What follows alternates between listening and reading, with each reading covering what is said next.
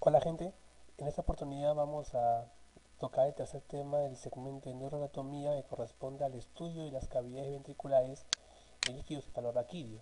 Ahora, es importante estudiar este capítulo debido a que dicho líquido va a mantener la homeostasis a nivel del cerebro y por lo tanto tenemos que saber por dónde va a transitar el líquido cefalorraquídeo, cuáles son esas estructuras y obviamente podemos hacer algunas inferencias de posibles manifestaciones clínicas que puedan presentarse si las estructuras se alteran.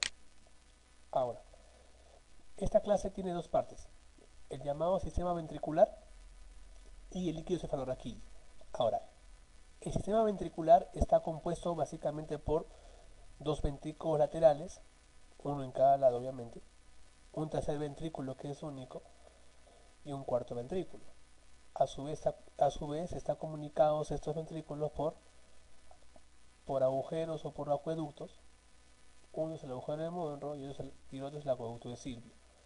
Y a su vez, ese líquido cefalorraquídeo que va a transitar por estos ventrículos van a dirigirse a los espacios subaracnoideos y a su vez va a dirigirse a la circulación sistémica.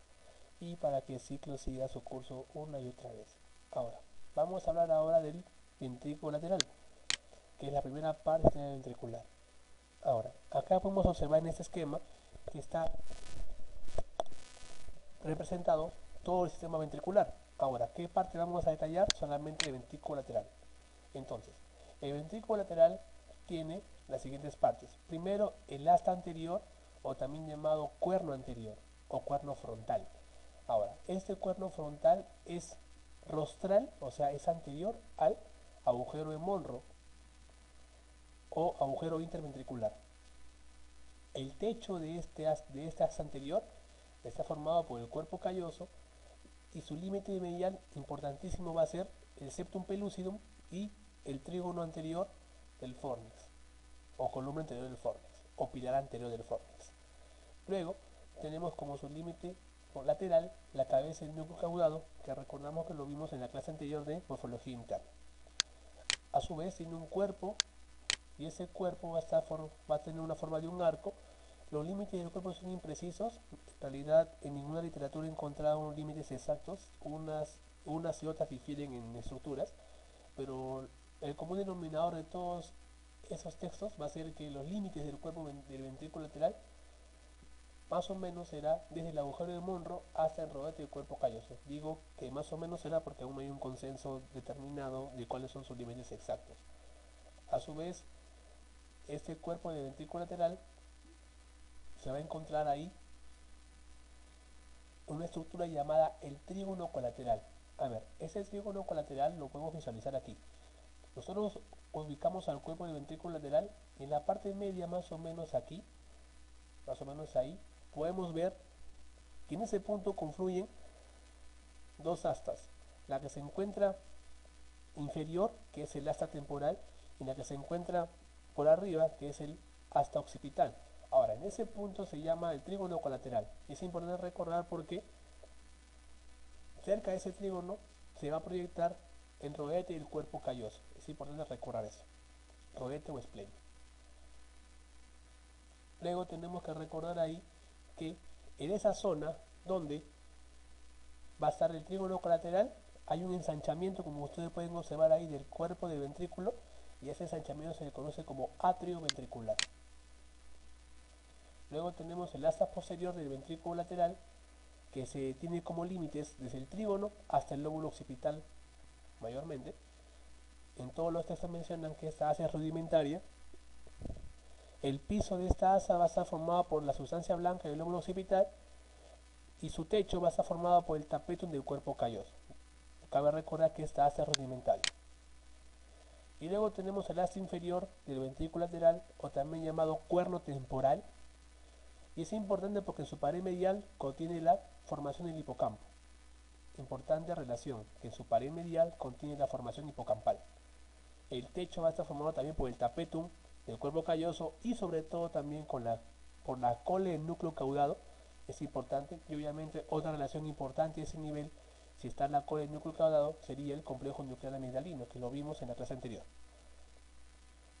Ahora, ¿dónde va a acabar este cuerno temporal? Este cuerno temporal en algunos textos dice de que acaba entre 2 a 3 centímetros cerca del polo temporal, es decir, del polo temporal unos 2 o 3 centímetros, otros dicen 2,5, ahí va a ser el punto final de este cuerno temporal, a 2 a 3 centímetros por fuera del polo temporal. Y cabe recordar que de todas las astas, esta es la más larga. Ahora, podemos observar acá lo siguiente, que principalmente el ventrículo lateral está unido al tercer ventrículo por este agujero llamado agujero interventricular o agujero de Monro, que comunica el ventrículo lateral con el tercer ventrículo. Ahora, el tercer ventrículo a su vez tiene algunas estructuras propias, que la podemos mencionar a grosso modo. Primero tenemos una estructura llamada el receso supraóptico, que es bien importante recordarlo porque ahí se encuentra el quiasma óptico. Luego tenemos el receso infundibular, que cercana a esa estructura encontramos el infundíbulo de la hipófisis.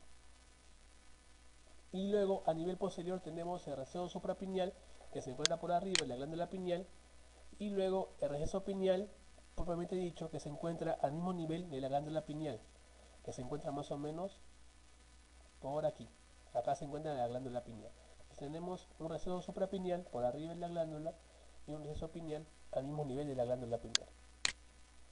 Ahora tenemos que recordar que el tercer ventrículo se comunica con el cuarto ventrículo por el acueducto cerebral, o también llamado acueducto de Silvio.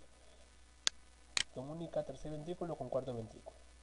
Y el cuarto ventrículo presenta una estructura llamada el receso lateral.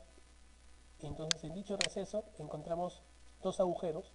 Realmente tenemos dos recesos a cada lado. Y aquí tenemos el agujero de Luschka, que son agujeros laterales.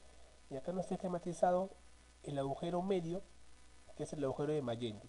Entonces tenemos en total dos agujeros al nivel del cuarto ventrículo.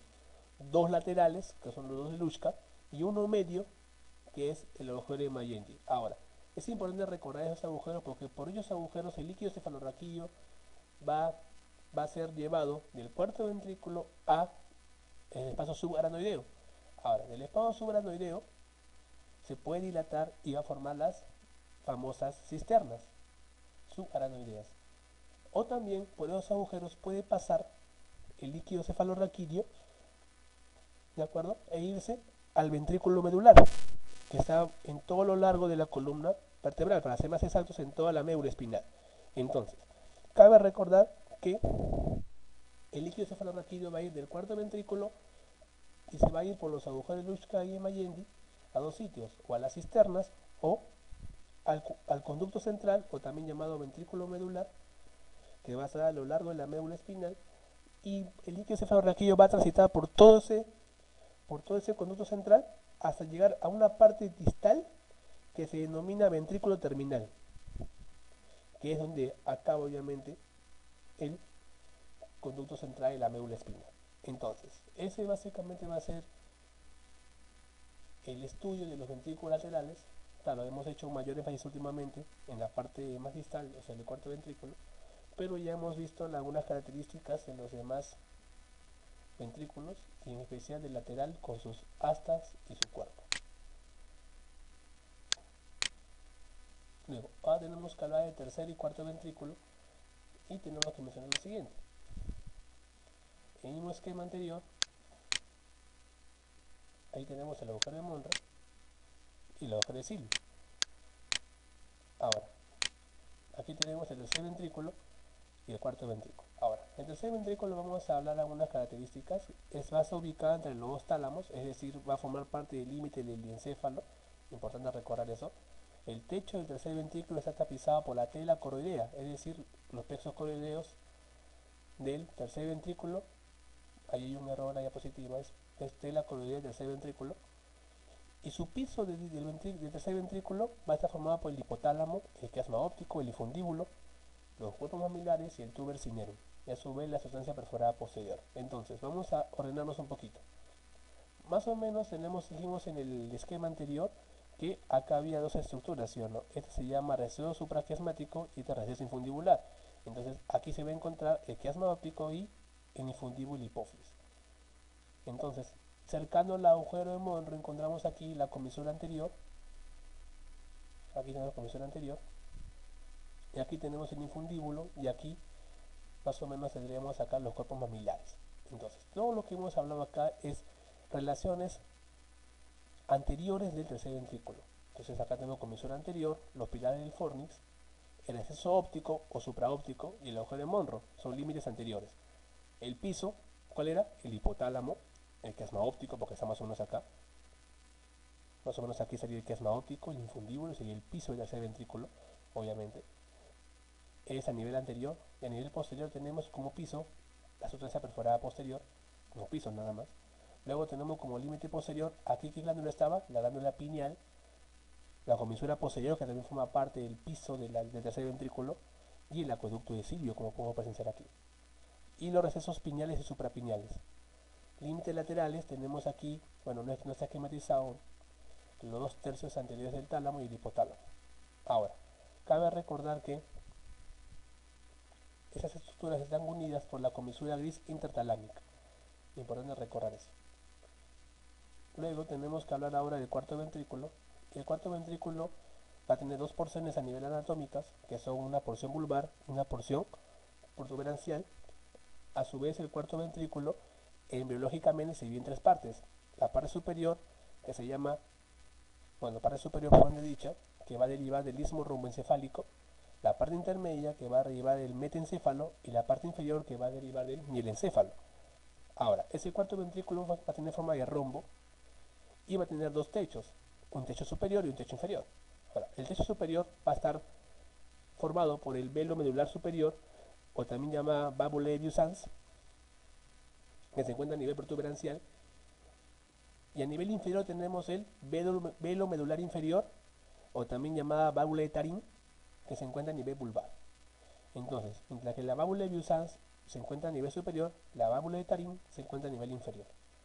Ahora es importante recordar que el cuarto ventrículo se encuentra muy relacionado con el pedúnculo cerebeloso superior. El pedúnculo cerebeloso superior va a estar a nivel del techo superior del cuarto ventrículo, importante recordar eso. A su vez, el cuarto ventrículo dijimos que presentaba los recesos laterales, y este receso lateral es importante recordar por qué. Estos recesos se van a dilatar, dilatar. Aquí no está esquematizado bien, pero estos recesos se dilatan y van a formar una estructura que está señalada a ese nivel, que se llama la cisterna magna. Entonces, la dilatación de esos recesos laterales a nivel caudal forma la cisterna magna, que es un tipo de cisterna del espacio subaranoideo. A su vez debemos recordar que el agujero de Mayendi y los agujeros de Luschka transportan el líquido cefalorraquídeo del cuarto ventrículo a los espacios subaranoideos, o en su defecto al conducto central, o ventrículo medular también llamado. Y el piso del cuarto ventrículo es la denominada fosa romboidea, con las diferentes estructuras que se encuentran ahí, como por ejemplo los núcleos, los pares craneales, la área postrema por ejemplo, pero esas estructuras las vamos a estudiar mejor en la clase de bulbo raquídeo y protuberancia anular. Entonces, eso es todo con que hablar del cuarto ventrículo, algo simple generalidades nada más, y tenemos que recordar lo siguiente. Ahora, el líquido cefalorraquídeo se produce en los plexos coroideos. Ahora, dichos plexos coroideos se van a encontrar en todo el sistema ventricular. Ahora, cada parte del sistema ventricular va a tener diferente proporción de plexos coroideos. La parte donde se encuentra la mayor proporción son en los ventrículos laterales, en el que le sigue el cuarto ventrículo y para finalizar el tercer ventrículo. Ahora, mientras que los plexos coroideos se encuentran principalmente en el antro del ventrículo lateral, en el asta inferior y anterior, los plexos coroideos del tercer ventrículo solo se ubican en su techo, cabe recordar eso, y son en menor cantidad en comparación con los plexos coroideos del cuarto ventrículo, que van a ser ubicados tanto en la válvula de Vieuxens como en la válvula de Tarín, muy cercanas a dichas válvulas, y van a tapizar el techo del cuarto ventrículo, tanto en la parte superior como en la parte inferior. Bueno, acá tenemos otra vez al agujero de Luschka y a la cisterna magna o cisterna cerebelo-vulvar, que se forma por la dilatación de los recesos laterales del cuarto ventrículo.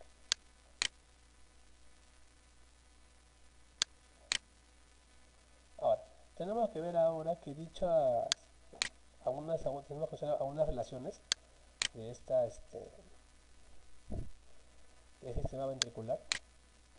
Entonces, aquí está esquematizado y aquí tenemos, obviamente, el sistema ventricular, el mismo dibujo que vimos anteriormente, ya que he señalado todo.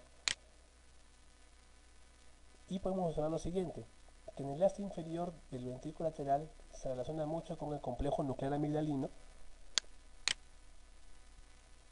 Cabe resaltar también que el asta anterior se encuentra relacionada con la cabeza del núcleo caudado y el cuerpo del ventrículo con el cuerpo del núcleo caudado.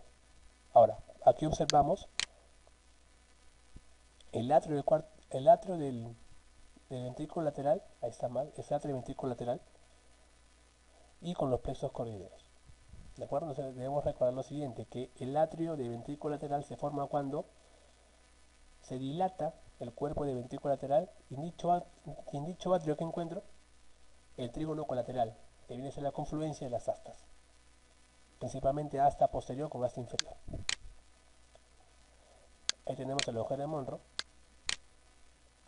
que comunica el ventrículo lateral con el tercer ventrículo. Y aquí tenemos principalmente de hablar relaciones. A nivel anterior dijimos que el tercer ventrículo tenía como límite anterior el agujero de Monro y la comisura anterior. A nivel del piso del tercer ventrículo dijimos anteriormente que estaba relacionado con los recesos supraópticos, infundibular, y cercano ahí se encuentra el quiasma óptico, el infundíbulo y la hipófisis y los cuerpos mamilares. A nivel posterior tiene el denominado receso pineal al mismo nivel de la glándula pineal y por encima de la glándula el receso suprapineal. Y si en la parte anterior tenemos la comisura anterior, en la parte posterior del tercer ventrículo tenemos a la comisura posterior. Luego tenemos el acueducto de Silvio, o acueducto cerebral, el cuarto ventrículo, ya con las relaciones ya mencionadas antes, principalmente con el pedúnculo cerebral superior y con las válvulas de Biot-Savart y de Tarim respectivamente. Ahora, esta es una vista superior del sistema ventricular y acá señalamos lo siguiente. El corno anterior del ventrículo lateral dijimos que estaba relacionado con ¿quién? Con la cabeza del núcleo caudado. Es decir, el cuerno frontal se encuentra relacionado con ¿quién? Con la cabeza del núcleo caudado. Luego tenemos el cuerpo del ventrículo lateral que se encuentra relacionado con el cuerpo del núcleo caudado. El corno inferior con la cola del núcleo caudado. Y también falta agregar ahí, que más adelante aparecerá, el complejo nuclear amigdalino. Y el cuerno posterior del ventrículo lateral no tiene mucha relación porque dijimos que era rudimentario. Ahora, a nivel del cuerno inferior dijimos que aparte que se encuentra relacionado con ¿quién? Con la cola del núcleo caudado, se encuentra relacionado con la formación hipocampal. Y esa formación hipocampal, si nosotros observamos acá, está ascendiendo. Pero aquí ya no es la formación del hipocampo, sino que es aquí el fornix o trígono cerebral. Entonces el trígono cerebral también se encuentra relacionado con ¿quién? Con el cuerpo del ventrículo lateral. Entonces nunca se olviden de eso, que el trígono cerebral o fornix se encuentra relacionado con el cuerpo del ventrículo lateral. Dijimos hace un segundo que al nivel del cuerno inferior se encuentra relacionado con el complejo nuclear amigdaliano. Luego tenemos el tercer ventrículo a ese nivel con su receso suprapineal. Y tenemos una estructura importante. A ese nivel se encuentra el esplenio del cuerpo calloso. Dijimos que se encuentra más o menos cerca de ese nivel, el esplenio del cuerpo calloso. A nivel posterior y a nivel anterior, ¿quién se encontrará? La rodilla del cuerpo calloso, con una prolongación que emite hacia el tercer ventrículo, denominada el septum pellucidum. Entonces recordar siempre que la rodilla del cuerpo calloso, ¿con quién se relaciona? Con el cuerno anterior o cuerno frontal. El esplenio del cuerpo calloso, ¿con quién? Con el cuerno occipital o cuerno posterior. Y a su vez con el receso suprapineal. Ahora, aquí tenemos el acueducto de Silvio y el cuarto ventrículo con sus denominados recesos laterales y los agujeros de Luschko ubicados a ese nivel. Ahora, dijimos que el líquido cefalorraquídeo va a ser transportado del sistema ventricular a los espacios subaranoideos, o también va a ser transportado ¿a dónde? Al conducto central, y a su vez va a terminar en el ventrículo terminal. Ahora, estos espacios subaracnoideos se van a dilatar y van a formar las llamadas cisternas subaracnoideas. Bueno, hay una clasificación muy amplia y compleja de estas cisternas, pero vamos a mencionar las que tienen mayor relevancia a nivel anatómico, que van a ser las siguientes. La más grande de todas va a ser la cisterna magna, o también llamada cisterna cerebelo-vulvar.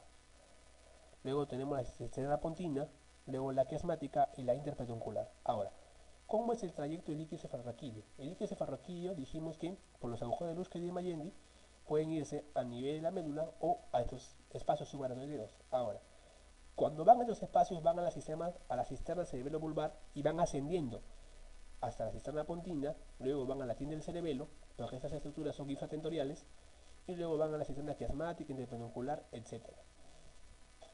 Y así obviamente van a circular por todo el encéfalo.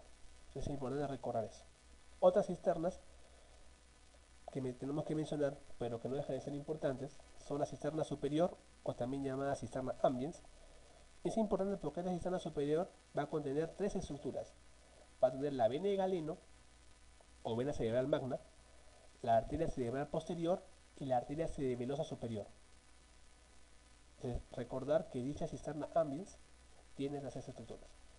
Y por último tenemos la cisterna lumbar, y es importante recordar esta cisterna porque por medio de ella se extrae el líquido cefalorraquídeo mediante la punción lumbar.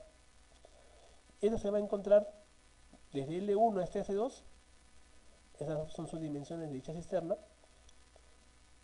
Para ser más exactos, desde el borde inferior de L1 hasta S2.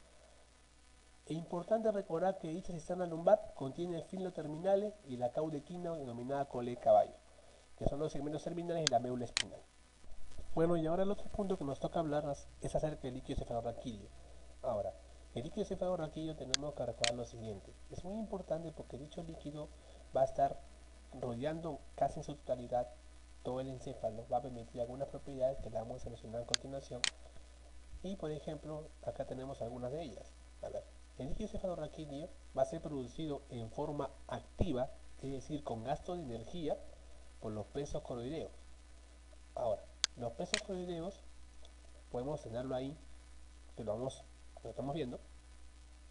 Son células epiteliales cúbicas especializadas con múltiples microbiosidades que van a estar tapizando los ventrículos laterales, el cuarto ventrículo y el tercer ventrículo, en ese orden con respecto a su cantidad.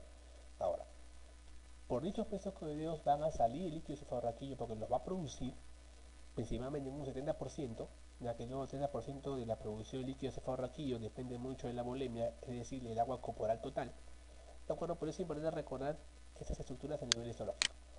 Entonces, también tenemos que mencionar que la velocidad de producción de líquido cefalorraquídeo es aproximadamente 0.5 mililitros por minuto, con un aproximado de 500 a 600 mililitros por día.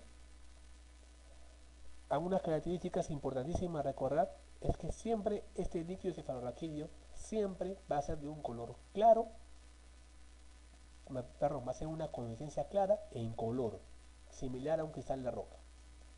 Ahora, es decir que si encontramos por ejemplo un líquido cefalorraquídeo de un color más o menos turbio, amarillento, sanguinolento, no puede dar a pensar que puede ser un líquido de origen infeccioso o de origen traumático, por ejemplo. Ya nuestra conducta terapéutica varía mucho con respecto solamente con la apariencia del líquido. Ahora, el líquido cefalorraquídeo a su vez va a tener componentes, ya sea a nivel electrolítico, a nivel de proteínas, a nivel de glucosa, etc. Con respecto a la glucosa, se plantea que el líquido cefalorraquídeo, la glucosa del líquido, va a ser aproximadamente la mitad de la glucosa plasmática. Algunos libros dicen hasta los 2/3. Entonces los valores de glucosa están oscilando entre 60 y 80 aproximadamente. La cantidad de proteínas en el líquido cefalorraquídeo va a ser aproximadamente de 15 a 45 miligramos por cada 100 mililitros. La presión es importantísimo recordar que va a ser en valores normales de 6 a 15 centímetros de agua. Importante recordar eso. Porque si tenemos un aumento, hablaríamos de la enfermedad o del síndrome, mejor dicho, de síndrome de hipertensión endocraniana, cuando tenemos aumento de presión a nivel líquido cefalorraquídeo. El volumen total va a ser aproximadamente de 180 mililitros, que es mucho menor a su producción, es decir, que se reabsorbe. Ahí tiene otra propiedad. Ahora, la función del líquido cefalorraquídeo va a ser múltiples funciones. Por ejemplo, va a tener una función de sostén y amortiguador. Es decir, va a amortiguar, por ejemplo, al encéfalo en caso de traumatismo. Si podés recordar eso. Nosotros recordamos que el encéfalo, pero para ser más exactos el cerebro, está dentro de la bóveda craneal, que le da una protección por los traumas externos. Ahora, si nosotros tenemos una masa sin, sin un colchón, por decirlo así, o sin algo que lo amortigue para que el impacto o la fuerza disminuya y así la lesión sea mínima, obviamente que al mínimo coscorrón que nos puede dar a una otra persona o al mínimo traumatismo de repente nos golpeamos sin querer con la pared o con un árbol o lo que sea, si no tenemos un líquido cefalorraquídeo que sirve como sostén, pequeños traumas a nivel de la bóveda craneal serían nocivos para el cerebro. Entonces, gracias a este líquido, la fuerza del trauma o la fuerza de impacto disminuye notablemente y así el cerebro tiene un menor impacto y por ende una menor lesión. Otra propiedad del líquido cefalorraquídeo va a ser la famosa flotabilidad. ¿Qué quiere decir con eso? Por ejemplo, sin el líquido cefalorraquídeo, el cerebro pesa aproximadamente 1500 gramos. Ahora, como el cerebro está tapizado, está bañado por el líquido cefalorraquídeo, su peso baja a 50 gramos. Es importante recordar esa propiedad, la propiedad de la flotabilidad. Ahora, cuando hablamos del líquido cefalorraquídeo tenemos que hablar de la formación, la circulación y la absorción. La formación ya la mencionamos, que está dada por los pesos coroideos. Ahora, la circulación es lo que hemos visto anteriormente, el denominado sistema ventricular. Ahora, debemos recordar que el líquido cefalorraquídeo se produce en el sistema ventricular, ¿de acuerdo? Principalmente en los ventrículos laterales, y este líquido cefalorraquídeo producido a ese nivel pasa al tercer ventrículo por la agujero de Monro y el tercer al cuarto por el acueducto de Cilio. Ahora, cabe recordar que la circulación del líquido cefalorraquídeo es asistida por las pulsaciones arteriales de los pesos coroideos y por los cilios sobre las células ependimarias que revisten los ventrículos. Entonces, no solamente los pesos coroideos revisten las cavidades ventriculares, sino también las células ependimarias. Y gracias a sus cilios y gracias a las poblaciones arteriales, este líquido cefalorraquídeo es movilizado del tercer al cuarto ventrículo. Y en realidad por todo el sistema ventricular. Ahora, desde el cuarto ventrículo, el líquido cefalorraquídeo pasa de manera lenta a través de los agujeros de Luschka y Mayendi para irse también al conducto central o en su defecto a las cisternas subaranoideas.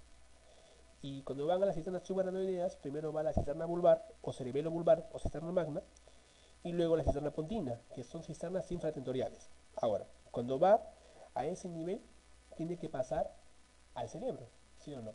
Y el cerebro es una estructura supratentorial. Ahora, ¿qué quiere decir infratentorial y supratentorial? Ahora, vamos a mencionar que existe una estructura llamada la tienda del cerebelo, que es un derivado de la dura madre, que divide a todo el encéfalo en dos estructuras, en supratentoriales, es decir, por arriba de la tienda del cerebelo, y en estructuras infratentoriales por debajo de la tienda del cerebelo. Entonces, generalmente las estructuras infratentoriales son aquellas, por ejemplo, el tronco encefálico y el lóbulo occipital. Son estructuras infratentoriales. En cambio, las supratentoriales es todo lo demás, los demás lóbulos que ya hemos estudiado. Encéfalo, lóbulos cerebrales, etc. Entonces, el líquido cefalorraquídeo tiene que pasar del campo infratentorial al campo supratentorial. Entonces tiene que pasar por la tienda del cerebelo. Y alcanza a nivel, cuando pasa esa tienda, alcanza a nivel superior, o sea, alcanza a nivel supratentorial y se distribuye por los hemisferios cerebrales, que también para distribuirse por esos hemisferios es ayudado también por las pulsaciones arteriales y así si un circuito o un círculo de bañamiento, es decir, baña, reviste el cerebro. Ahora, luego tenemos que hablar de la absorción. Ahora, ¿cómo se absorbe el líquido cefalorraquídeo? Aquí tenemos señalado, como número 3, las granulaciones aracnoideas o de Pacchioni. Ahora, por dichas granulaciones se va a reabsorber el líquido cefalorraquídeo, ¿a dónde? Principalmente a una estructura que se encuentra a este nivel, que es el seno sagital superior o seno longitudinal superior, que es un seno venoso, la dura madre, y el líquido cefalorraquídeo va a ser llevado a dicho seno. Y cuando es llevado al seno longitudinal superior, este va a seguir su trayecto, la sangre que se encuentra ahí sigue su trayecto para irse al final, por múltiples senos más, al seno sigmoideo que se convierte en vena yugular interna y así va la circulación sistémica. Entonces, la manera por la cual el líquido cefalorraquídeo se reabsorbe son por las granulaciones aranoideas o de Paccioni, que generalmente se encuentran en mayor número en el seno sagital superior. Luego, ahora tenemos más propiedades del líquido cefalorraquídeo. El líquido cefalorraquídeo dijimos que se reabsorbía por las granulaciones de Paccioni, pero un 80%. El otro 10%, 10 a 15% aproximadamente, es a nivel de las cisternas y el 5% es a nivel de la cavidad ependimal, es decir, del epéndimo. Entonces recordamos, 80% de reabsorción en la granulación de Paccioni, un 10 a 15% a nivel de las cisternas, en todas las que hemos mencionado, y un 5% en el epéndimo. Ahora, la reabsorción del líquido cefalorraquídeo es de tipo pasiva, es decir, sin gasto de energía, por medio de difusión. En cambio, la formación del líquido cefalorraquídeo muchachos, ¿por qué? Por gasto de energía, por demanda de ATP, por lo tanto, de tipo activa. ¿De acuerdo?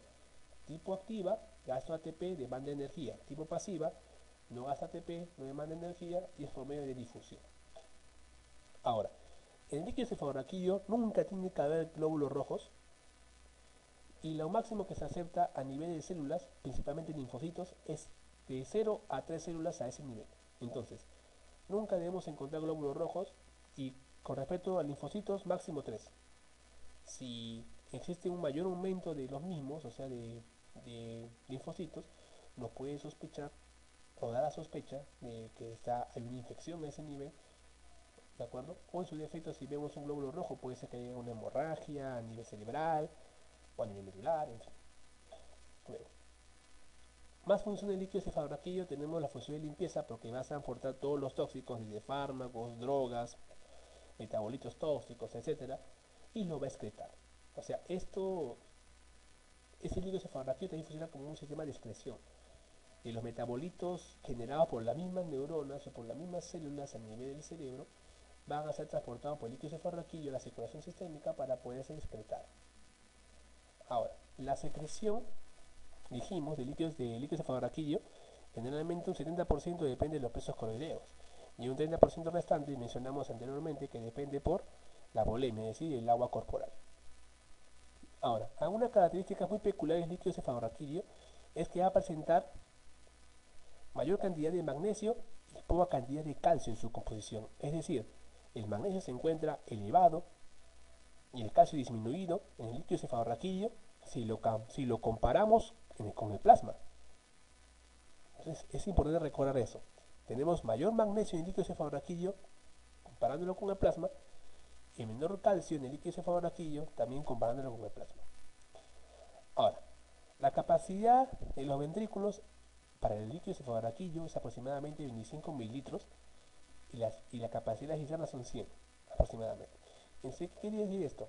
Dijimos que la producción aproximadamente era entre 400 y 600 mililitros por día, ¿de acuerdo? Y el volumen total que encontramos en todo sería 130, es decir, que se reabsorbe mayor cantidad, ya que, como podemos observar ahí, las cavidades ventriculares y las cisternas tienen poca capacidad, por eso se tiene que reabsorber con mayor cantidad para no saturar esos espacios. Entonces, ¿cuáles serían las formas para que aumente mi líquido cefalorraquídeo? Serían las siguientes. Número uno, que aumente su producción. Si tenemos, por ejemplo, un tumor ependimario o un tumor de presos coroideos, principalmente, este tumor de presos coroideos o tumor ependimario va a tener una mayor cantidad de células del mismo tipo, o sea, células de preso coroideo, y van a formar mayor cantidad de líquido cefalorraquídeo, por lo tanto, tenemos una hipertensión endocriniana. Segundo, ¿cuál sería? Sería una disminución en su reabsorción, es decir, falla en las relaciones de Paccioni principalmente, como vimos, que se encargan de la mayor cantidad de reabsorción, ¿de acuerdo? O tercero, alguna obstrucción a nivel del flujo del sistema ventricular. Si tenemos ya sea por ejemplo un parásito, ya sea una estructura que me esté haciendo una obstrucción a nivel del acueducto de Silvio, o el agujero de Monro, o Luschka o de Mayendi, o sea, el líquido cefalorraquídeo se va a acumular en dichos ventrículos y por lo tanto va a aumentar, y como vemos que el sistema ventricular tiene poca capacidad, se va a anchar el sistema ventricular y por ende tenemos una hipertensión endocriniana. Ahora tenemos que hablar de dos últimos conceptos, la barrera hematoencefálica y la barrera hematoraquídea. En la barrera hematoencefálica tenemos que mencionar que está compuesta principalmente por tres estructuras, por células endoteliales que provienen del capilar, por la membrana basal y por los astrocitos. Entonces, aquí tenemos un esquema de la barrera hematoencefálica y aquí tenemos que mencionar lo siguiente. Esta barrera hematoencefálica está formada por la parte epitelial, perdón, la parte endotelial, que está aquí, de rosado, ¿de acuerdo? Luego tenemos la parte neuronal, que son por los astrocitos, que recordamos que es un derivado de las glías, un tipo de células a nivel nervioso, que se encarga de formar a este nivel y también de nutrición. Y luego tenemos la membrana basal. Entonces, son tres estructuras que forman la barrera hematoencefálica, los astrocitos, la membrana basal y las células endoteliales. Ahora, esta barrera hematoencefálica tiene una particularidad. Va a ser una capa lipídica, una doble capa lipídica, o sea, bicapa lipídica. Entonces, la bicapa lipídica en la barrera hematoencefálica es importante porque va a ser permeable en los lípidos y va a ser impermeable a la mayoría de compuestos hidrosolubles. Y a su vez, esa barrera hematoencefálica es inversamente proporcional al tamaño de la molécula. Es decir, tengo tamaño molecular grande,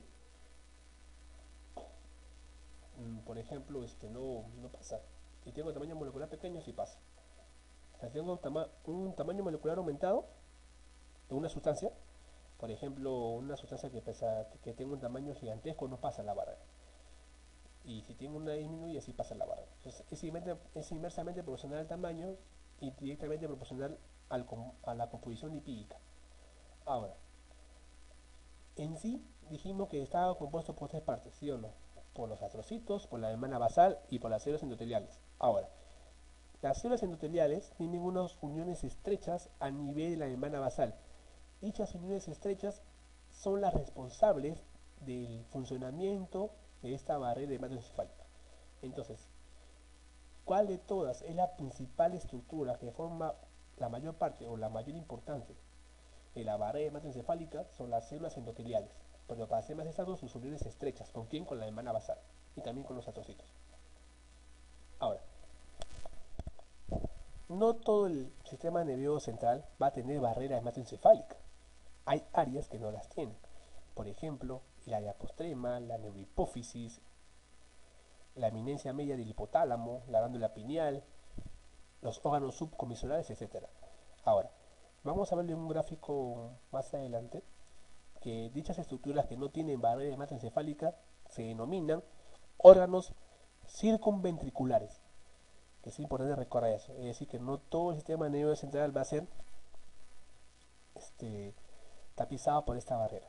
Ahora, dicha barrera es importante porque dicha barrera nos va a permitir un tipo de campo, o sea, como una especie de protección del cerebro hacia el medio externo. Por ejemplo, esa barrera hematoencefálica se desarrolla o termina su desarrollo en la etapa adulta. Es decir, los niños, los recién nacidos, generalmente los recién nacidos, su barrera hematoencefálica no está bien desarrollada y permite el pasaje de otros compuestos. Y es importante recordar esto porque en una patología recién nacido, principalmente por una destrucción masiva de glóbulos rojos, llamada hemólisis, esta libera la hemoglobina a la sangre y la hemoglobina se va a metabolizar y al final va a acabar en bilirrubina indirecta o liposoluble. Entonces la bilirrubina indirecta o liposoluble obviamente va a transitar por el sistema sanguíneo, sistema circulatorio, y va a llegar a dónde? Al cerebro. Y como tenemos esta barrera hematoencefálica no también desarrollada, esta bilirrubina indirecta liposoluble pasa a dónde? Pasa al tejido nervioso. El tejido nervioso se caracteriza por ser un tejido liposoluble, es decir, va a tener una gran afinidad con esta bilirrubina indirecta y, esta bilirrubina indirecta se va a incrustar, llamándolo así, en los ganglios basales, en la corteza, y a dicho proceso se denomina kernícterus. Entonces el kernícterus es más frecuente en los niños que tienen un trastorno a nivel hemolítico y se explica por qué se incrusta, por qué se impregna dicho pigmento en las estructuras del sistema nervioso por debilidad o por inmadurez de la barrera hematoencefálica, que es lo más importante, por la inmadurez de la barrera. Luego tenemos que hablar de la barrera hematorraquídea. La barrera hematorraquídea se encuentra principalmente en donde, en la vellosidad y los pesos coroideos. Ahora, esta barrera hematorraquídea se diferencia mucho de la hematoencefálica por su composición, mientras que la barrera hematoencefálica se compone por tres partes, por las células endoteliales, por la membrana basal y los astrocitos. La barrera hematorraquídea tiene 5 estructuras que la componen. Las 3 de la barrera hematoencefálica, luego agregamos las células epiteliales coroideas y por último tenemos las células claras. Entonces, son 5 estructuras que forman parte de la barrera hematorraquídea. Las 3 de la hematoencefálica, las células claras y las células epiteliales coroideas. Dichas células epiteliales coroideas van a formar, sus uniones estrechas van a formar principalmente la barrera hematorraquídea. Entonces, tenemos dos tipos de uniones estrechas.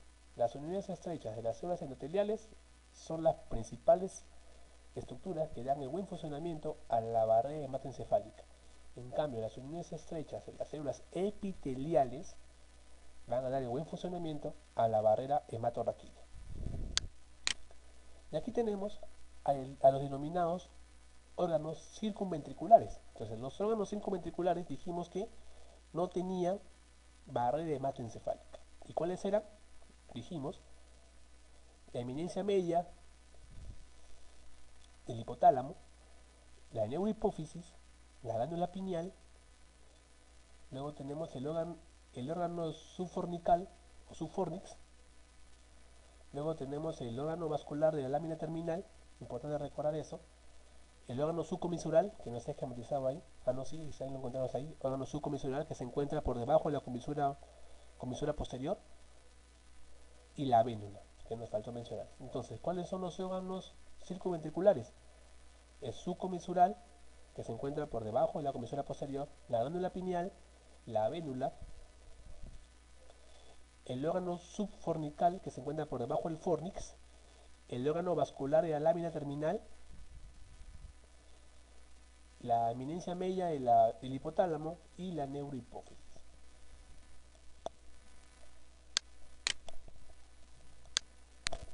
Bueno, y ahora para finalizar tenemos que decir la importancia del estudio del sistema ventricular. Bueno, aquí tenemos el examen llamado tomografía axial y este es a nivel cerebral. Ahora, así se evidencia una tomografía cerebral normal. Ahora, nos vamos a centrar en los ventrículos y no en la parte de la corteza o los lóbulos. Entonces podemos observar aquí lo siguiente, que los ventrículos tienen una dilatación normal, de acuerdo, van a tener esta forma y viéndolo así parece una carita, ¿sí o no? Entonces aquí podemos ver aquí los ventrículos laterales, de acuerdo, aquí chiquito el tercer ventrículo, aquí, y aquí están los ventrículos laterales por la parte del asta temporal. Aquí igual tenemos el asta temporal y el cuerno frontal, aquí. Ahora, esa es la apariencia del sistema ventricular, pero para ser más exactos, los ventrículos laterales a nivel de la tomografía. Ahora, ¿qué sucede cuando hay un aumento de líquido cefalorraquídeo? Entonces dijimos que el líquido cefalorraquídeo aumenta por tres circunstancias. Por aumento de su producción debido a un tumor de pesos coroideos o un ependimoma, o porque disminuye su reabsorción por calcificación de las granulaciones de Paccioni que se encuentran a nivel del seno longitudinal superior, o en su defecto alguna obstrucción a nivel del pasaje del líquido cefalorraquídeo por el sistema ventricular, ya sea por el agujero de Monro, Mayendi, Luschka o el acueducto de Silva. Entonces, cuando eso se altera, dijimos que el sistema ventricular tiene una poca capacidad y la producción supera mucho la capacidad de dicho sistema, entonces se deduce que el líquido cefalorraquídeo tiene que ser un líquido dinámico, no puede quedarse estático en un sitio porque si no se estanca y comienza a crecer la cavidad ya que tiene poca capacidad. Pero cuando sucede eso, podemos observar acá lo siguiente. Aquí observamos que el asta temporal está bien dilatada. Entonces, a eso se denomina hidrocefalia. Entonces, la hidrocefalia es así como su nombre lo dice, agua a nivel encéfalo, ¿de acuerdo? Pero está un poquito mal llamado así. ¿de acuerdo? Pero la hidrocefalia puede ser de dos tipos, comunicante y no comunicante. ¿Qué quiere decir hidrocefalia comunicante? Hidrocefalia comunicante viene a ser cualquier otro proceso que genere una disminución del flujo de líquido cefalorraquídeo, pero que no esté dentro del sistema ventricular. Hidrocefalia no comunicante quiere decir cualquier obstrucción a nivel del sistema ventricular.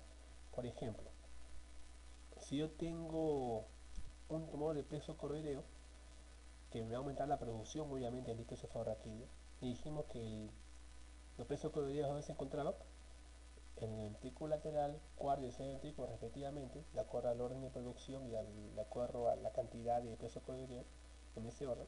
Entonces, si es un tumor, como toda masa, tiene que crecer. Entonces, como va a crecer esa masa, va a crecer adentro hacia afuera, o sea, va a crecer dentro de la cavidad ventricular y al mismo tiempo de que obstruye el pasaje del líquido cefalorraquídeo, al mismo tiempo lo produce. Entonces, un tipo de hidrocefalia no comunicante sería cualquier proceso patológico que se encuentre dentro del sistema ventricular que causa un tipo de obstrucción o aumento de producción. Ejemplo clásico de obstrucción, por ejemplo, en la senectud se clasifican los plexos coroideos, pero eso no genera mucha patología, pero sí los parásitos. Puede haber parásitos a nivel ventricular o a nivel de la corteza. Si encontramos un parásito a nivel ventricular, sería un tipo de hidrocefalia no comunicante.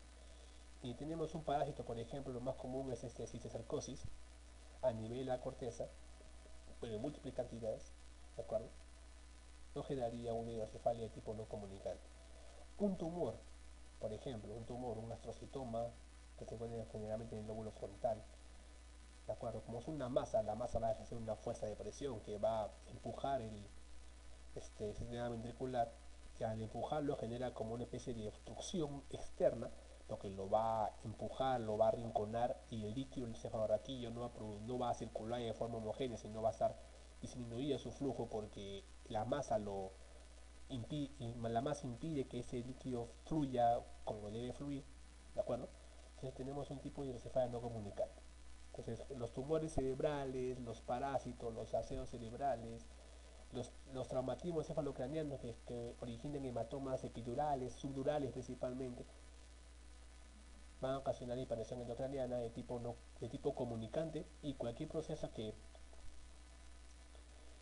ocasione, por ejemplo, una obstrucción a nivel en los ventrículos o un tumor, un ependimoma, sería un tipo de hidrocefalia no comunicante. ¿De acuerdo? El tratamiento principalmente para las hidrocefalias de tipo comunicante era derivación ventrículo peritoneal, ¿de acuerdo? Que es la más usada. Luego, en tratamiento de emergencia sería la derivación ventricular externa, pero no tiene que mantenerse mucho tiempo, ya que dicha derivación ventricular externa se infecta con facilidad, máximo en una semana se infecta, uno de 3 a 7 días. No se recomienda tenerlo mucho tiempo porque si se infecta va a generar una encefalitis y peor pronóstico para el paciente. Generalmente el tratamiento de emergencia es la derivación ventricular externa y el tratamiento de lesión para la hidrocefalia comunicante es la derivación ventrículo-peritoneal. Ahora, el tratamiento de elección para las hidrocefalias de tipo no comunicante sería la ventriculostomía, el tercer ventrículo, que es el tratamiento de elección, generalmente para hidrocefalias no comunicantes. Ahora, ya para finalizar el estudio del líquido cefalorraquídeo dijimos que va a ser importante porque no puede orientar a una patología a nivel cerebral. Por ejemplo, si tenemos un líquido cefalorraquídeo turbio nos orienta a una meningitis o puede ser un absceso, por ejemplo. Si tenemos un líquido cefalorraquídeo de color amarillento con rasgos de sangre, o sea, hay tipos de un color amarillento con rastros de sangre, a ese líquido se denomina líquido santocrómico. Y ese líquido santocrómico es muy sugestivo de hemorragia subaracnoidea. Luego, si tenemos el líquido cefalorraquídeo de origen turbio, como dijimos antes, nos causa una sospecha de una posible infección, una meningitis, por ejemplo. Si tenemos líquido cefalorraquídeo a nivel citoquímico, es decir, si sacamos los electrolitos o las sustancias que se encuentran en dicho líquido, y tenemos glucosa baja, nos sugiere de qué, muchachos, de que la glucosa está siendo consumida por las bacterias y por lo tanto nos sugiere una meningitis o una encefalitis en su defecto. O si dicho líquido cefalorraquídeo tiene, por ejemplo, aumento de linfocitos, nos sugiere básicamente de qué, nos sugiere de infección. Entonces, importante recordar el estudio de estas cavidades y el estudio del líquido cefalorraquídeo porque la patología que vamos a ver va a ser frecuente en nuestro medio y es importante recordar estas estructuras. Bueno, la clase de hoy se acabó. Cualquier cosa no duden en escribir al muro y esperen con ansias la cuarta clase.